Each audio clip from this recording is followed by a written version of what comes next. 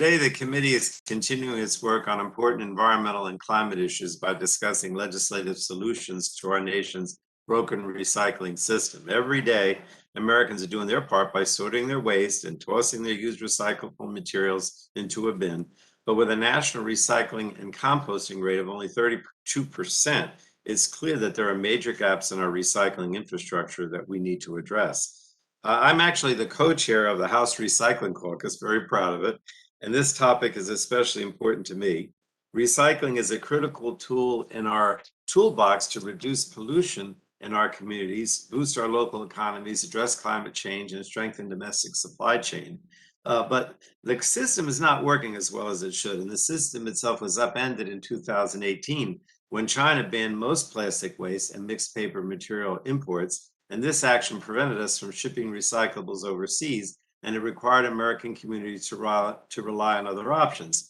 But this also begs the question of where recyclable material goes. It should be recycled, not sent to landfills or incinerated. And I'd like to know today what's being done to reduce the amount of waste that actually goes to landfills or is incinerated.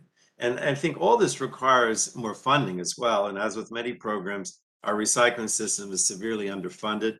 Municipalities across the nation, especially small and rural towns, struggle to manage their recycling programs, forcing scale backs or complete cancellations of curbside pickups. And this is bad news for both the recycling and the reuse side of the waste equation. Without adequate infrastructure to collect recyclable materials like metal, plastic, paper, cardboard, glass, our domestic manufacturers won't be able to reuse these materials in new products and will continue to look overseas for input materials. So fortunately, this Congress made a significant down payment in this area by passing the Bipartisan Infrastructure Law last November, which included $350 million for recycling infrastructure and education and outreach grants. And this funding was a critical first step to addressing recycling infrastructure challenges and will improve recycling efforts across the nation.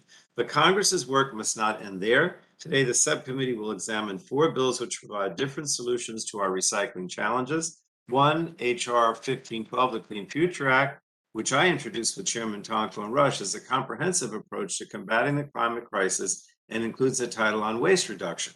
The Clean Future Act includes measures to reduce the generation of waste, including a temporary pause on permitting of new or expanded plastic production facilities. It modernizes our nation's recycling system by establishing post-consumer recycled content standards, implementing a national bottle deposit program, and standardizing labeling and collection of recyclable goods. The Clean Future Act also establishes grant programs to invest in community-level zero waste initiatives, reduce the amount of landfill waste, and improve education and outreach. And many of these provisions align with objectives outlined in the President's National Recycling Strategy, which was released last November.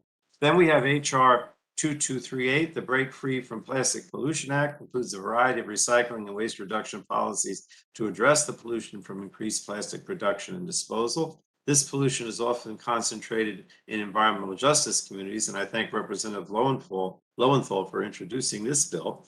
And we have H.R. 8059, the Bipartisan Recycling and Compost Accountability Act, led by Representatives Neguse, Burchett, and Foster, and this works to address data gaps on recycling and composting practices across the U.S. This data will be critical to informing policy decisions to improve material recovery and boost circularity. And we have H.R. 8183, the Recycling Infrastructure and Accessibility Act, again, a bipartisan bill led by our ranking member McKinley and Representative Sherrill. And I want to thank Mr. McKinley for working across the aisle on this issue. This bill establishes a pilot program to increase access to recycling services in underserved communities struggling to keep up with increasing waste management demands. So we have a lot of bills to look at, but I just wanted to say, I heard what Mr. McKinley said. Look, this is a problem in many ways, right? In other words, it's the towns that don't have the money. They want to get more people to recycle. It's a problem because we have no place to ship stuff.